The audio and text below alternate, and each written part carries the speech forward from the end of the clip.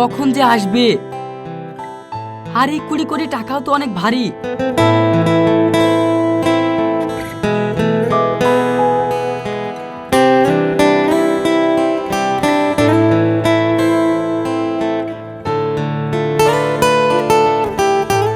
এই ভিখারি, এই খাবারটা খেয়ে নে তো। এই ম্যাডাম, কাকে কি বলছেন? কাকে ফকির বলছেন? কাকে ভিখারি বলছেন? আর এই খাবার আমাকে দিতে এসেছেন আপনি? এই খাবার আমি খাই না। আমাকে যদি খাবার খেতেই হয় তাহলে আমি 5 স্টার হোটেলে যাব, নামি দামি খাবার খাবো। আপনার খাবার আপনিই খান। কি? এটা তুই কি বললি? 5 স্টার? 5 স্টার তোর মুখে শুনলাম? ও মাই গড, সিরিয়াসলি? একটা রাস্তার ভিখারি বলছে কিনা সে নাকি 5 স্টার হোটেলে গিয়ে খাবে? তুই কি ভিখারি বাচ্চা, যখন একটা সুন্দর মেয়ে দেখেছিস অমনি ভাব নিয়ে শুরু করে দিয়েছিস? মুখে যা আসছে তাই বলে যাচ্ছিস, বাট তুই এটা জানিস না যে 5 স্টার হোটেলে গেটের সামনে যাওয়া তোর যোগ্যতা নেই। আর তুই যাবি 5 স্টার হোটেলে খেতে? ভিখারি বাচ্চা ভিখারি। আর আমার তো মনে হয় তোর কপালে 3 বেলা পান্তা ফাটি জোটে না। আর তুই যাবি 5 স্টার হোটেলে খেতে? তার চেয়ে বরং আমি যে খাবারটা খেতে দিচ্ছি সেই খাবারটা খেয়ে নে। নে ধর। 5 স্টার হোটেল যে কি সেটা আমি খুব ভালো করেই জানি, আর ওখানে আমি বহুবার গেছি। আরে বাবা, আমি 5 স্টার হোটেলে গিয়ে বসলেই তো আমার 10 থেকে 15,000 টাকা বিল হয়ে যায়। আর আপনি কি না আমাকে এই খাবার দিচ্ছেন? আরে যান তো যান, আপনি এখান থেকে যান, আর আপনার খাবার আপনিই খান। কি বললি তুই? তুই যে হোটেলে বসিস সেই হোটেলের বিল হয়ে যায় 10 থেকে 15,000 টাকা? এই ভিখারি বাচ্চা, তোর পুরো শরীর ঝাড়লে তো 10 টাকা বেরোবে না, আর তোর বিল হয়ে যায় 10 থেকে 15,000 টাকা। আমাকে কি তুই বোকা পেয়েছিস? আমাকে তুই কি ভেবেছিস আমি একটা বলদ? তুই আমাকে যা বলবি আমাকে তাই বিশ্বাস করতে হবে? তোর ড্রেস আপ দেখ, একটা লুঙ্গি পরা, আর তোর জুতো দেখে মনে হচ্ছে 5 বছর ধরে পরে আছিস। আবার মাথায় গামছা বেঁধেছে। ড্রেসের কি অবস্থা! এইসব ড্রেস আপ পরে আমার সাথে ভাব নিচ্ছিস তাই না? এই যে ম্যাডাম, আপনি আমার জামা কাপড় দেখলেন, পায়ের জুতোও দেখলেন, আবার মাথার গামছাটাও দেখলেন, আর আমার পোশাক আশাকগুলোও দেখলেন। আর এগুলো যে আমি কেন পরে আছি সেটা কি আপনি জানেন? শোনেন, আমি ভাঙড়ির ব্যবসা করি, আর এই ব্যবসা করে আমি কোটি কোটি টাকা ইনকাম করি। আপনি আমাকে যেরকম মনে করেছেন আমি কিন্তু সেরকম নয়, আর আমি কোনো রাস্তার ফকিরও না। আল্লাহর রহমতে আমার কাছে বাড়ি গাড়ি টাকা পয়সার কোনো কিছুরই অভাব নেই। আপনি শুধু শুধু আমার সাথে বকে যাচ্ছেন। আমার পোশাক আশাক দেখে আমার উপরে বিচার করবেন না। আমি যা পরে আছি এটা আমার কাজের জন্যই পরে আছি। আর তাছাড়া আপনার খাবার দেওয়ার যদি এতই প্রয়োজন হয় তাহলে যান না, যাদের খাবারটা প্রয়োজন তাদেরকে দেন। আমাকে কেন বলছেন? আপনাকে আমি বারবার বলছি যে এই খাবারের দরকার নেই। আপনি কি বুঝতে পারছেন না? যান এখান থেকে। আমি যে সকালবেলা কার মুখ দেখে উঠেছিলাম? করিস তো ভাঙড়ির ব্যবসা, আবার চ্যাটাং চ্যাটাং কথা। ভাঙড়ির ব্যবসা করে কেউ কি কোটি কোটি টাকার মালিক হতে পারে? তুই যে আমার কাছে ভাব নিচ্ছিস, তোর কাছে ক টাকা আছে রে?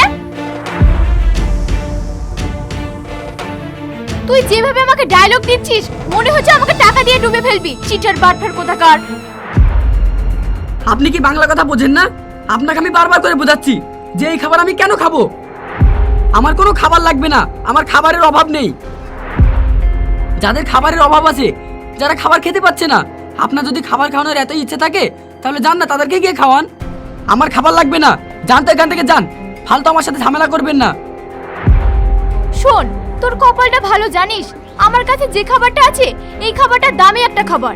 খাবারটা আমি খেতে পাচ্ছিলাম না, ভেবেছিলাম ডাস্টবিনে ফেলে দেবো। আস্তে আস্তে তোকে দেখলাম, ভাবলাম খাবারটা তোকেই দিয়ে দিই, তোর একটু উপকার হবে। আর আমি এখানে এসেছি তোর একটু উপকার করার জন্য। আর তুই কি না আমার সামনে দাঁড়িয়ে কোটিপতি হওয়ার ভাব নিচ্ছিস? আর তোর মুখ দিয়ে উল্টোপাল্টা কথা বলবি আর আমি বিশ্বাস করে নেব? শোন, তোর 7 জন্মেও না কোটিপতি হতে পারবি না, কারণ তোর চেহারাটা একটা ভিখারি। পোশাক আশাকের কথাটা বাদই দিলাম, এসেছে এখানে কোটিপতি হতে। ওরে বাবারে, এই মেয়েটা কেন এত বকছে? শোনেন, আমি এখানে আমার কাজে এসেছি, আমাকে আমার কাজটা করতে দেন। আমি এখানে একটা বাড়ি কিনতে এসেছি, সেই বাড়িটা কিনবো, তারপর এখান থেকে চলে যাব। আপনার সাথে এত কথা বলার সময় আমার কাছে নেই। কি কি বললি তুই? তুই আবার এখানে বাড়ি কিনতে এসেছিস?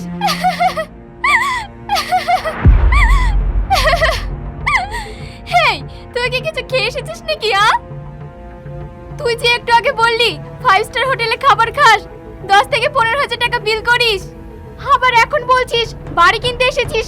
এই, বাড়ি কি খেলনা নাকি যে চাইলাম আর বাড়ি কিনে ফেললাম? ফকিরের বাচ্চা কোথাকার। এ তোর সমস্যা কোথায়? তুই আমার সামনে ভাব নিচ্ছিস? আসসালামু আলাইকুম। ওয়ালাইকুম আসসালাম। কি ব্যাপার ভাইজান, আপনি কখন এসেছেন? কিরে, তুই এখানে কেন? তুই এখানে কি করছিস? ভাই, আমি এখানে কেন সেটা তোমাকে পরে বলছি। আগে তুমি আমাকে বলো, এই ভিখারি বাচ্চাকে তুমি ভাইজান কেন বলছো?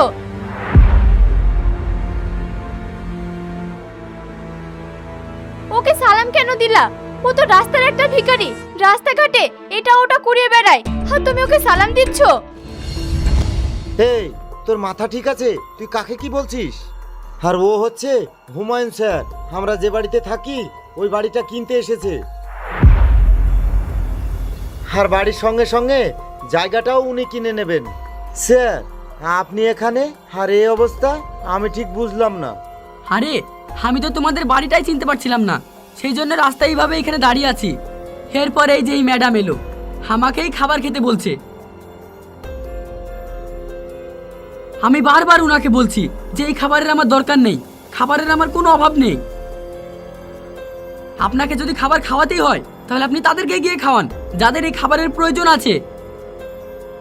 আর এই মেয়েটা আমার কোনো কথাই শুনছে না, আমার পোশাক আশাক দেখে আমাকে গরিব ছোট লোক ফকির মুখে যা এসে তাই বলছে। আর শোনেন, আমার কাছে টাকা আছে, আর আপনাকে আমি যে কাজের কথা বলেছি আমি সেই কাজ করতেই এসেছি। আর এই যে উনার সাথেই আমার কাজ, আমি উনার বাড়িটা কিনতে এসেছি, আর সেই জন্যই আমি এখানে দাঁড়িয়ে আছি। এই ভাইজান, এই মেয়েটা আপনার কে হয়? স্যার, এটা হচ্ছে আমার ছোট বোন। ছোট বোন ভালোই, কিন্তু আপনি উনাকে শিক্ষা দিতে পারেননি। মানুষকে যা ইচ্ছে তাই বলে অপমান করে। যাই হোক, আপনাদের সাথে কথা বলার এত সময় আমার কাছে নেই। আপনার বাড়ি আর আপনার বাড়ির জায়গা মিলে কত দাম হয়েছিল যেন? স্যার, 10 কোটি টাকা। 10 কোটি? এর ভিতরে 20 কোটি টাকা আছে।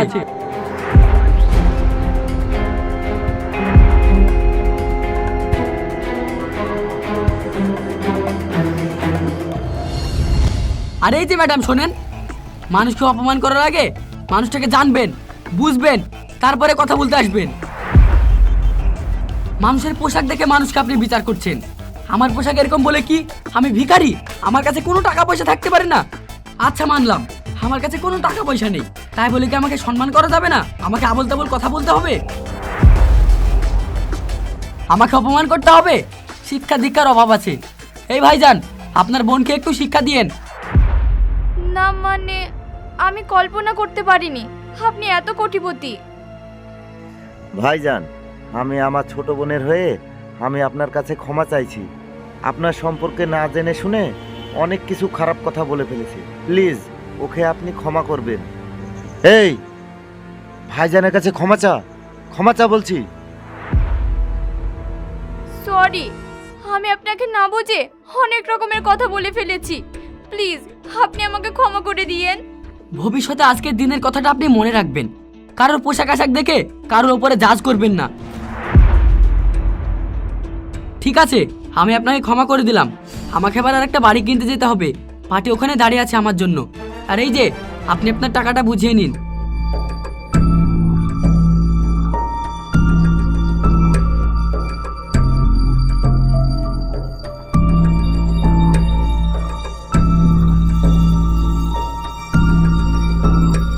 ঠিক আছে, ভালো থাকবেন, আমি এখন আসছি।